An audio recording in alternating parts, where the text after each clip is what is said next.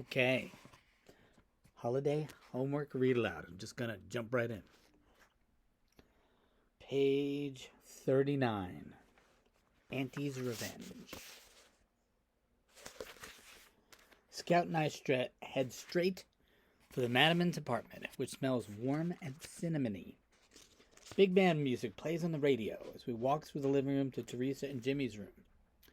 Jimmy has divided the room in half with a curtain he's made out of bottle caps. He's collected 1 billion of them and then threaded string through holes that he punched in the caps. But even without the dividing line, it's easy to see what is Jimmy's and what's Teresa's. Jimmy's side is loaded with extra parts from a crystal set he's constructing out of a Quaker Oats box. Crystal set's a radio. And a big pile of paper airplanes folded in one neat stack. And a rock shooting machine he hasn't gotten to work yet. His head is bent over a book about flies. On her side, Teresa has 2 life-size paper men shot up with bullet holes from the firing range, newspaper articles about Al Capone, Bonnie Clyde, Babyface Nelson, and a collection of cat toys she's knitted just in case the warden changes his mind in her notebook of strange convict occurrences. She keeps a list of stuff she thinks are suspect. She has some odd things on her list too, like the full moon. We can't seem to get her to understand that full moon happens no matter where you live. She has quite an imagination. Hey, want to know the best way to breed flies? Sure, says Scout. They like garbage, and they like cadavers, dead bodies. What are cadavers? Dead bodies. Where do you keep the dead people here? He whispers. We don't have any, Scout. There's a morgue, but it's empty. Sorry. Darn. We need more flies, though, Jimmy says, because so many don't survive the training. Fly training? Asks Scout. Uh-huh. Jimmy's eyes get bright. You play ball, right? Come on. Let's go. Let's go, Jimmy. Let's go. Jimmy pushes a clump of dark curly hair off his forehead, and he looks at me like he's expecting him to throw a life preserver. You want to play, Jim? I ask. Why would he want to play? Said Scout. Jim ignores this. Where's Annie? She's mad. Why is Annie mad? Says Teresa. Does she play? Because I've taught my sisters pretty good. In a pinch, they can play outfield. You know, there just aren't enough fellas here. Teresa's head props through the bottle caps, making them clatter like horses. Can I? Can I play? What about me?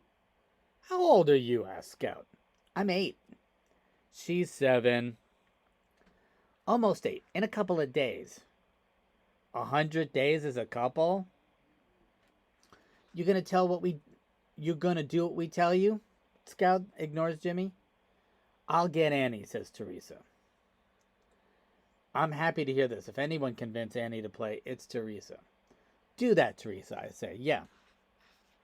By the time Jimmy, Scout, and I head to the parade grounds, Annie and Teresa are already there. Annie has her gear, too. I'm gonna play, she says. Swell, I shout. You're on the bench. She snatches my glove out of my hand and pokes me on the chest. Me? Yeah, you, Mr. Okie Dokie, she whispers, her voice scratching like a match against the flint. She heard somehow. What are you, out of your mind? Of course I'm playing. Annie stretches her arm across her body. No, you're not, Humpty Dumpty. That's all there is to it.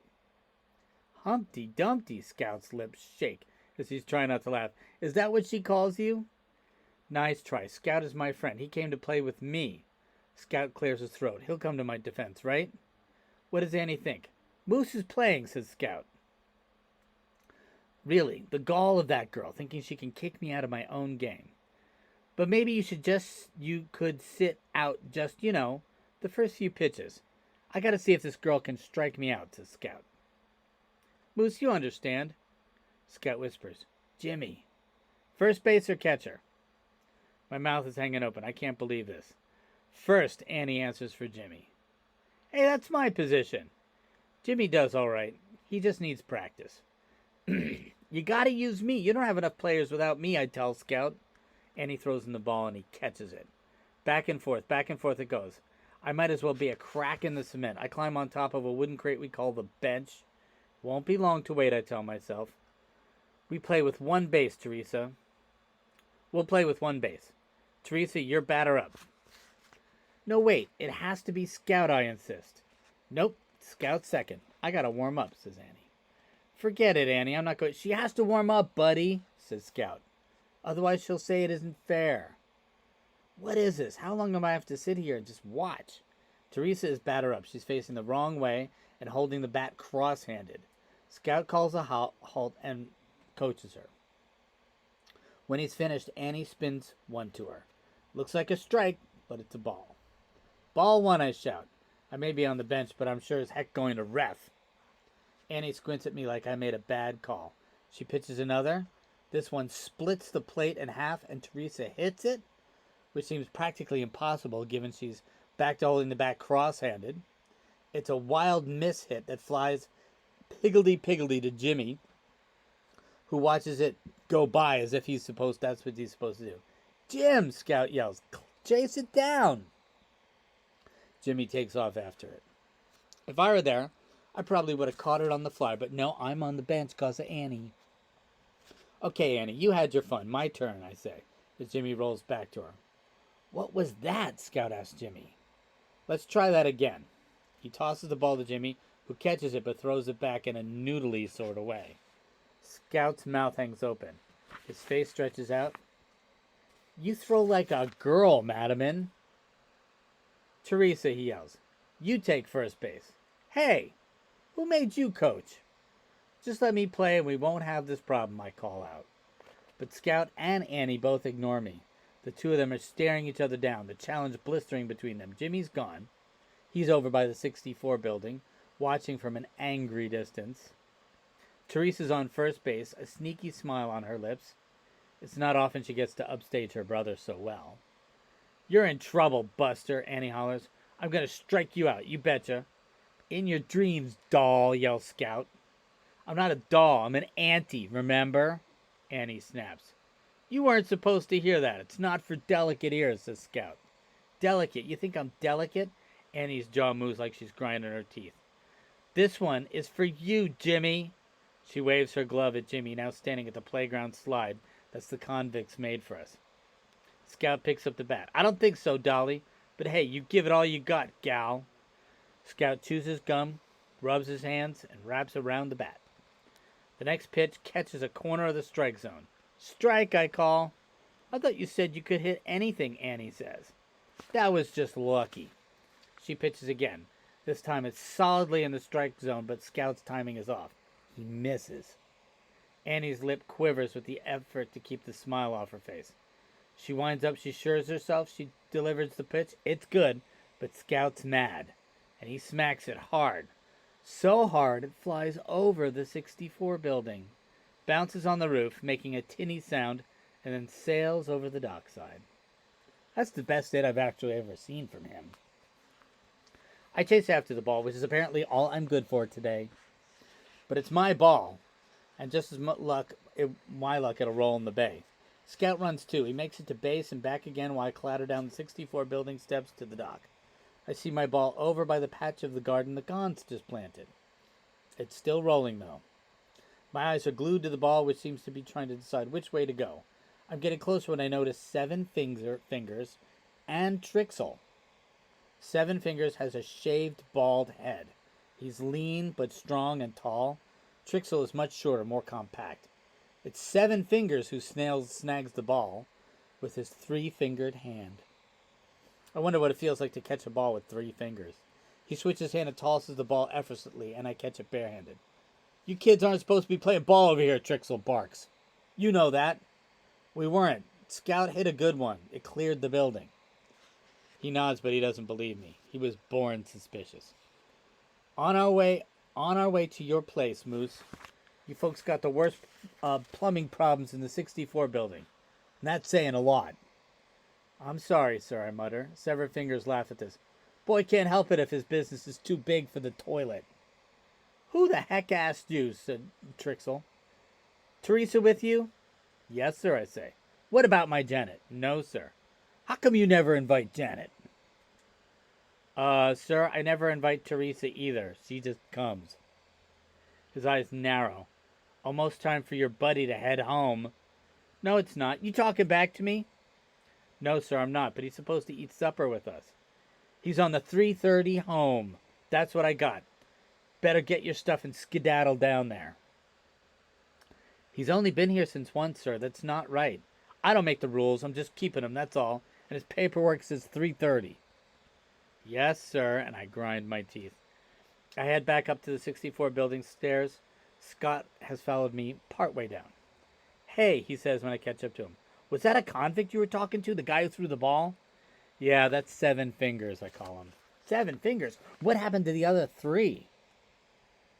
Annie and Teresa are waiting for us. Jimmy's there too. That's the mystery, I tell him. We wonder whenever our toilets are stopped up. Maybe a finger will come floating back up. What did he do? Axe murderer. Wait until I tell my dad, said Scout. So hey, wait. 7 fingers touched that ball. This is a convict baseball now. I guess so. Can I have it? Can I? You can have mine, Scout says. We could trade. Annie and Teresa Crowder are on. You can have mine. We could trade. I don't like the feel of Scout's ball. The stitches are too high. But I say, I guess so. So you're just going to give him your baseball, Jimmy mumbles? He's my friend. Scout says, your best friend. Well, then what am I, says Jimmy. You're my best friend, too. Look, Jimmy, you live here. You can get 7 fingers to throw you a baseball whenever you want. And besides, I thought you had a convict baseball. Where did you get that idea? I don't know. It's not a real convict baseball anyway, Jimmy points out. You're supposed to find it when the cons hit it over the rec yard wall. Close enough, I say. Anyway, Trixel says you have to go, Scout. I'm sorry. Annie's shoulders move down a notch. Teresa stamps her foot. I'm going to give Dad a piece of my mind. No, you're not, Annie tells her. You can't get in hot water with Trixel, and you know it. Trixel? He's the muscled-up officer who gave me grief this morning? The one with the little girl who follows him around? Yep. Didn't strike... Scout nods, holding the ball carefully in his glove. He looks at Annie. Well, you didn't strike me out, but you did all right.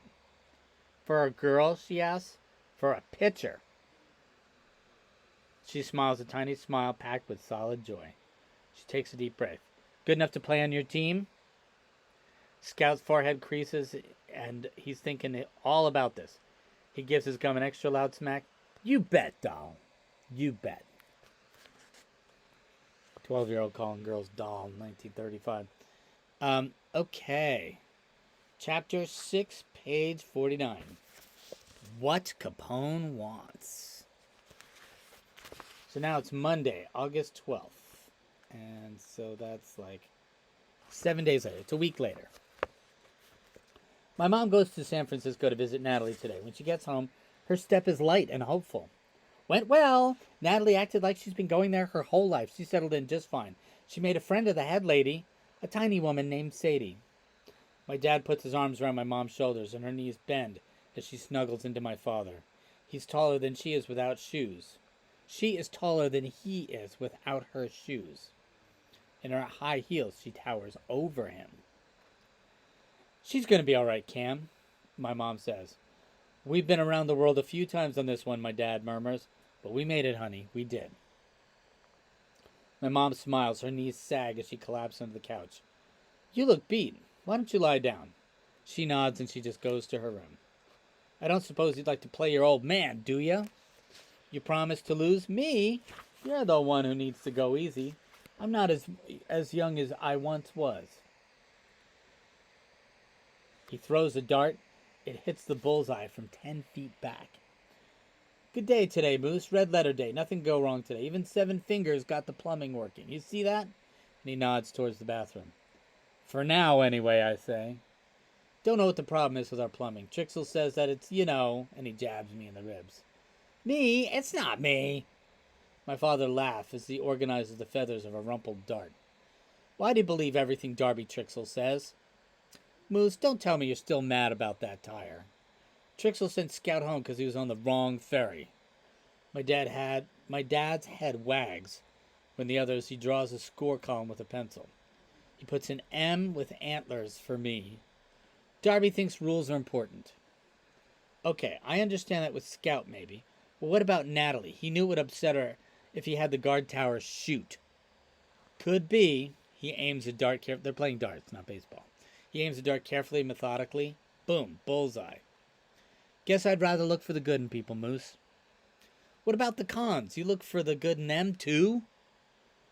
Yeah, they're just a bunch of big kids up there. Chuckleheads, every single one of them. But you believe they're good guys? Nope. And don't you believe it either. I'm concentrating on the bullseye. Doesn't mean that I don't treat him with respect. Treat a man like a dog, he'll act like a dog, Moose. Treat a man with respect, he'll remember that too. Trust them, though?